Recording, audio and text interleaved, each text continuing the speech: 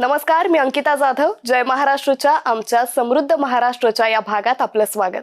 राज्याच्या प्रगतीसाठी सरकारकडून कोणते महत्त्वपूर्ण निर्णय घेतले गेले आणि त्यांचा राज्याच्या विकासात कसा हातभार लागणार आहे त्यावर एक नजर टाकूयात आजच्या या भागात. भारत आणि युरोपियन युनियन यांच्यातील मुक्त व्यापार कराराची घोषणा करण्यात आली आहे. या डीलला आता मदर ऑफ ऑल डील म्हटलं जातंय. युरोपियन काउन्सिलचे अध्यक्ष एंटोनियो लुईस सांतोस दा कोस्टा आणि युरोपियन कमिशनचे अध्यक्ष उर्सुला वॉन डेर लेन आणि भारताचे पंतप्रधान नरेंद्र मोदी यांच्या उपस्थितीत या कराराची घोषणा करण्यात आली आहे. भारत युरोपियन युनियन मुक्त व्यापार करार हा खऱ्या अर्थानं mother of all trade deals ठरलाय. या ऐतिहासिक करारामुळे भारत जागतिक जीडीपी मध्ये जवळपास 25% वाटा उचलतात अशा युरोपातील 27 देशांशी जोडला गेलाय. या ऐतिहासिक कामगिरीबद्दल पंतप्रधान नरेंद्र मोदींचं मुख्यमंत्री देवेंद्र फडणवीसांनी महाराष्ट्राच्या जनतेच्या वतीनं मनापासून आभार मानलेत. तर भारत युरोप मुक्त व्यापार करारातील महत्त्वाच्या बाबी कुठल्या आहेत? युरोपमधून भारतात येणाऱ्या 90% वस्तूंवर हा करार लागू असेल. युरोपमध्ये बनलेल्या गाड्यांवरील टॅरिफ टप्प्याटप्प्यानं 70% वरून 10% आणणार. टॅरिफ 10% आणेपर्यंत वर्षाला 2.50 लाख वाहनांचा कोटा असणार. यंत्रसामुग्रीवरील 44% कर, रसायनांवरील 22%, फार्मावरील 11% कर जवळपास शून्यावर येणार. 90% वैद्यकीय यंत्रांवरील टॅरिफ शून्यावर येणार. विमान आणि अंतराळयानाच्या सुट्या भागांवरील टॅरिफ काढून टाकणार. युरोपमधील वाईनवरील टॅरिफ 20 ते 30% तर दारूवरील टॅरिफ 40% आणणार. पुढील 7 वर्षात भारतातून युरोपात जाणाऱ्या 99.5% वस्तूंवरील टॅरिफ कमी होणार.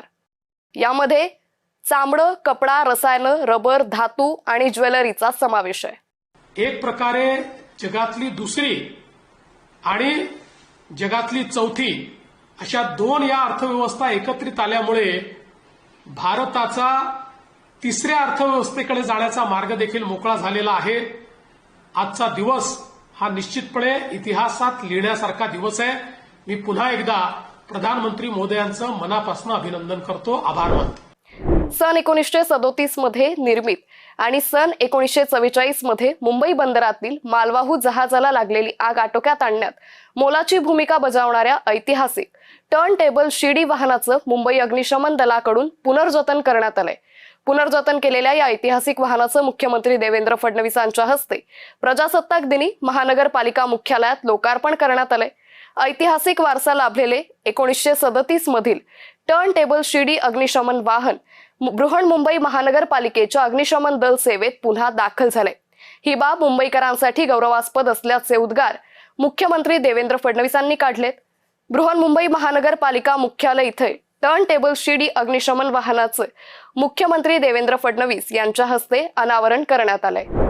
रस्ता अपघातांचं प्रमाण कमी करून नागरिकांमध्ये वाहतूक नियमांविषयी जागरूकता निर्माण करण्याच्या उद्देशानं ठाणे पोलिसांकडून राबवण्यात येणाऱ्या रस्ता सुरक्षा अभियानांतर्गत ठाणे कार्निवलचं आयोजन करण्यात आलं होतं. या भव्य कार्निवलचं उद्घाटन उपमुख्यमंत्री एकनाथ शिंदे यांच्या हस्ते पार पडलं. प्रजासत्ताक दिनाच्या पार्श्वभूमीवर साकेत पोलीस परेड मैदानात 3 दिवस हा कार्यक्रम पार पडलाय.